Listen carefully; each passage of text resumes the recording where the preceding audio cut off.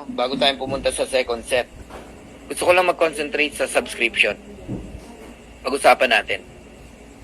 Lahat po ng hindi pa nakakabayad ng subscription, okay, yan ang priority natin. Mga uplines na nakikinig dito. Huwag niyong ubusin ang credit wallet sa mga 1-year payment o kung ano man. Unahin niyo muna yung mga hindi pa nakakabayad ng subscription. Alright? Sa mga nag-fail ang inyo pong Maya or virtual card, no? Mag-deposit lang kayo sa mga uplines nyo. 580 pesos. Send your ID, then bayaran natin yung subscription.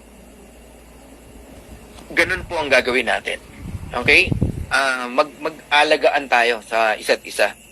Huwag niyong hayaan na may nalalaglag, may nawawala na mga kapamilya natin. No? Kawawa eh. Kawawa. Kumbaga, may chance na siya no, na kumita, may chance na siyang magbago ang buhay. Tapos, dahil sa simpleng napabayaan, ewan ko, ba't napapabayaan ang haba ng isang buwan para pabayaan mo yung subscription mo? Unless hindi mo talaga naintindihan o hindi ka dito nakatutok, no? Pero hindi nagkulang ang company. Yung mga naka-due ng 30, 29, 28, 27, 26, 25, ang aga. 25 pa lang, due date ka na ng company para wag mong makalimutan. Iba pa yung reminders sa email. At iba pa yung reminders ng mga upline. Kaya ikaw na lang talaga may problema pagka di mo binayaran yung subscription mo. Tama? At kung kaya mo naman mag 1 year na, mag 1 year ka na. Hindi ko maintindihan. Dati nagjo-join ka sa isang company, 30,000, 15,000. Oh, entry fee. Ngayon, eto, 1 year, magkano lang? Sabi mo na, 8,000. Kasama na yung $49.95, 8,000 pesos. Nanginayang ka. Bayad ka na in 1 year. Kubra ka na lang ng kubra, oh. Pagsimula ng 3rd month. Ayan. So, para wag nyo pong pabayaan ang inyo pong subscription, ito yung gusto kong sabihin sa inyo. No? In 2 years time, yung binayad mo na $49.95 one time, tsaka yung $9.95 every month, for 2 years, ang magagastos mo lang ay 13,000 pesos. Yan lang ang magagasta mo. Kayong mga apply na nakikinig dito kung kaya nyong gawin yung ginagawa ko, no?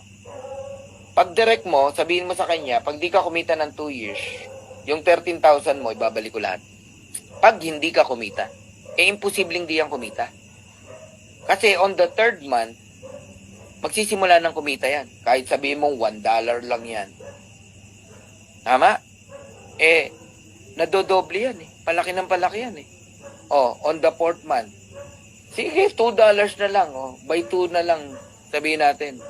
On the 5th month. Pero kalokohan tong in-example ko. Ha? Imposibleng ganyan yan.